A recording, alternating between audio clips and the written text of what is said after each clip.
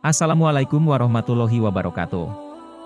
Halo sahabat Khazanah Islam Nusantara, semoga kita senantiasa dalam lindungan Tuhan. Kali ini, kita akan membahas salah satu sosok yang dikenal sangat kontroversial khususnya di kalangan masyarakat Jawa. Ya, namanya adalah Syekh Siti Jenar. Syekh Siti Jenar, cukup terkenal dalam sejarah Islam. Namun, sampai sekarang belum ada yang tahu pasti apakah sejarah yang telah tersebar di masyarakat merupakan fakta atau hanya sekedar cerita rakyat. Pernah berkontribusi dalam penyebaran Islam di Indonesia, ia memiliki banyak pengikut serta berbagai ajaran. Namun, salah satu ajarannya Manunggaling Kawula Gusti pada saat itu dinilai menyimpang dari syariat Islam. Tak hanya ajarannya, kronologi kematian dari Sunan Jepara ini juga masih menjadi misteri mana yang benar dan salah. Untuk itu, mari simak pembahasan kali ini terkait dengan Syekh Siti Jenar. Syekh Siti Jenar memiliki nama asli Sayyid Hasan Ali Al-Husaini, atau dikenal juga dengan Syekh Abdul Jalil, atau Syekh Lemah Abang. Beliau memiliki darah Arab sepenuhnya dengan campuran darah Melayu. Darah Melayu didapatkannya dari sang ibu, Siti Fatimah. Sedangkan, darah Arabnya diturunkan dari sang ayah, Syekh Datuk Soleh yang dikenal sebagai ahli tafsir kitab suci. Sayyid Hasan Ali Al-Husaini diyakini lahir sekitar tahun 1404 Masehi di Persia, atau yang sekarang disebut dengan Iran. Jika diurutkan dari silsilahnya, para pengikutnya yakin bahwa beliau merupakan keturunan langsung Rasulullah, melalui jalur Siti Fatimah dan Ali bin Abi Thalib. Sejak belia, Sayyid Hasan Ali Al-Husaini dititipkan di Padepokan Amparan Jati, untuk menerima ajaran agama Islam. Padepokan tersebut didirikan oleh kakak sepupunya, Syekh Datuk Kahfi. Setelah dewasa, Sayyid Hasan Ali Al-Husaini mengembara ke wilayah timur tanah Jawa. Pengembaraan itu kemudian diketahui oleh Majapahit. Atas perintah kakaknya sendiri, Sri Manganan Cakrabuana, ia diminta untuk berkontribusi dalam menyebarkan agama Islam di tanah Jawa. Semasa hidupnya, Sayyid Hasan Ali Al-Husaini pernah bergabung dalam anggota Wali Songo atas rekomendasi Sunan Ampel. Namun, ia keluar saat kepemimpinan Sunan Giri. Ia juga pernah mendirikan sebuah padepokan dengan nama Krendasawa, di kawasan Lemah Abang, Cirebon. Dari situlah Sayyid Hasan Ali Al-Husain mendapat julukan Syekh Lemah Bang. Syekh Lemah Bang sempat mendapatkan gelar Sunan Jepara, karena ia turut menyebarkan agama Islam di tanah air. Gelar ini menimbulkan pro dan kontra karena ada ajarannya yang dinilai menyimpang, sehingga Sunan Jepara tidak masuk dalam daftar Wali Songo. Belum bisa dipastikan apakah kontroversi yang senter mengenai Syekh Lemah Bang yang telah turun-temurun menjadi cerita rakyat ini memang benar adanya atau hanya sebuah isu masa lalu belaka. Ajaran Syekh Siti Jenar yang menjadi kontroversi adalah Manunggaling Kawula Gusti. Konsep ajaran tersebut terdengar oleh para wali dan dianggap sebagai konsep yang menyimpang dari ajaran Islam.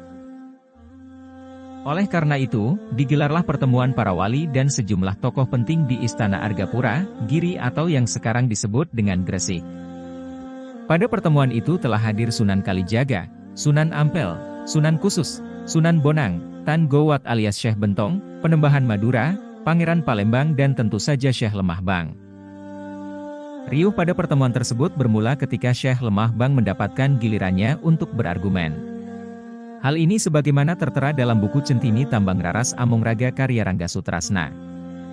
Saat itu, dengan tegas Syekh Lemah Bang berucap, menyembah Allah dengan bersujud beserta rukuknya, pada dasarnya sama dengan Allah, baik yang menyembah maupun yang disembah.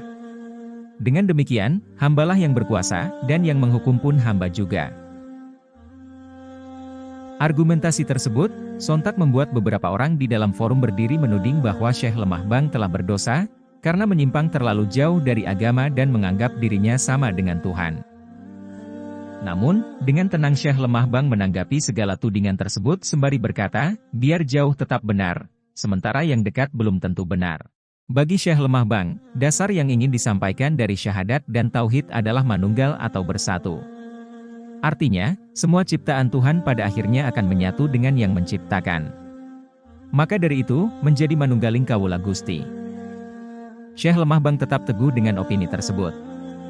Para wali memperingatkan bahwa konsep itu dapat menjadi sebuah ajaran yang sesat kepada para pengikutnya, dan beliau bisa terancam hukuman mati karena melenceng dari Islam. Meskipun dianggap menyimpang oleh beberapa wali, namun menurut para pengikutnya, Syekh Lemah Bang tidak pernah mengakui dirinya sebagai Tuhan.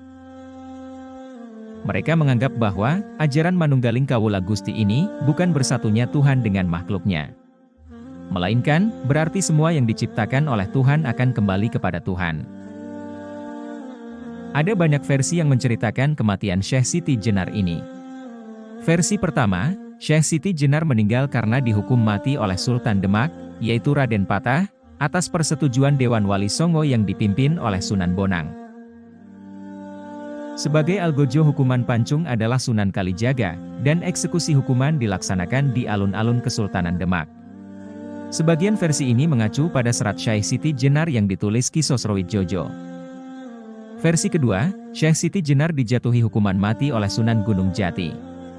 Sebagai algojo atau pelaksana hukuman adalah Sunan Gunung Jati. Eksekusi dilakukan di Masjid Ciptarasa, Cirebon. Jenazahnya dimandikan oleh Sunan Kalijaga, Sunan Bonang, Sunan Kudus, dan Sunan Giri, lalu dimakamkan di Geraksan, yang kemudian disebut sebagai Pasarean Kemlaten. Riwayat ini tercantum dalam Wawacan Sunan Gunung Jati Pupuh ke-39 karya Emon Surya Atman. Versi ketiga, Syekh Siti Jenar meninggal karena dijatuhi hukuman mati oleh Sunan Giri, dan sebagai algojo hukuman mati adalah Sunan Gunung Jati. Sebagian riwayat ini menyebutkan bahwa vonis yang diberikan Sunan Giri atas usulan Sunan Kalijaga. Menurut Babat Demak, Syekh Siti Jenar meninggal bukan karena kemauannya sendiri, tetapi ia dibunuh oleh Sunan Giri. Keris ditusukkan ke badannya hingga tembus ke punggung dan mengucurkan darah berwarna kuning. Istri Syekh Siti Jenar kemudian menuntut bela kematian itu kepada Sunan Giri. Sunan Giri menghiburnya dengan mengatakan bahwa dia bukan yang membunuh Syekh Siti Jenar, tetapi suaminya mati atas kemauannya sendiri.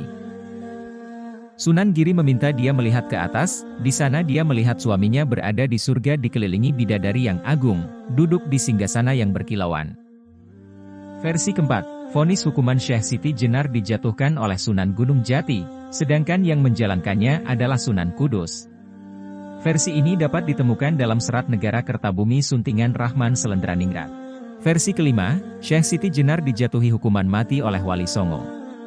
Pada saat hukuman mati harus dilakukan, para anggota Wali Songo mendatangi Syekh Siti Jenar untuk mengeksekusi. Namun, hukuman tidak jadi dilakukan, karena Syekh Siti Jenar memilih cara kematiannya sendiri dengan memohon kepada Allah agar diwafatkan tanpa dihukum pihak Sultan dan para Sunan. Ia ingin menemui ajalnya seperti yang telah ditetapkan Allah. Versi ini, mengacu pada serat Syekh Siti Jenar yang digubah oleh Ki Sosrowijojo, dan disebarkan oleh Abdul Munir Mulkan. Versi keenam, ada dua orang yang sama-sama menaruh dendam pada Syekh Siti Jenar. Kedua orang ini memiliki nama yang mirip dengan nama kecil Syekh Siti Jenar, San Ali. Pertama, Hasan Ali, Pangeran Anggaraksa, anak Resi Bungsi, yang diusir dari keraton karena kedurhakaannya kepada ayahnya, dan pemberontakannya pada Cirebon. Ia dendam pada Syekh Siti Jenar karena berhasil menjadi guru suci utama di Giri Amparan Jati. Kedua, San Ali Ansyar al-Isfahani dari Persia, teman seperguruan Syekh Siti Jenar.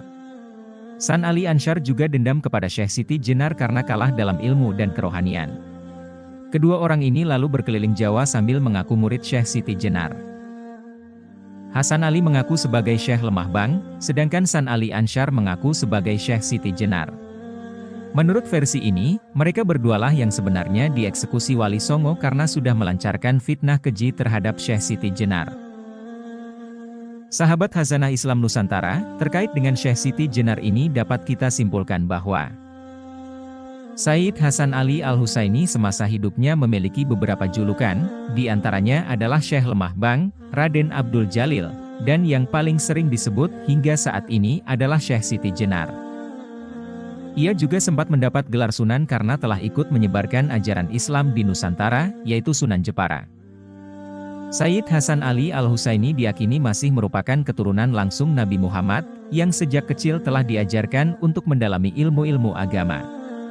Ia juga mendalami ilmu tasawuf dan makrifat. Hingga pada dewasanya, ia menyerukan ajaran Manunggal Kawula Gusti yang disebut melenceng dari syariat Islam karena menyamakan diri sendiri dengan Tuhan. Ajaran ini dianggap sesat, sehingga dia harus menerima hukuman mati akibat pemikirannya itu. Sekian pembahasan kita kali ini. Wallahu a'lam bishawab. Wassalamualaikum warahmatullahi wabarakatuh.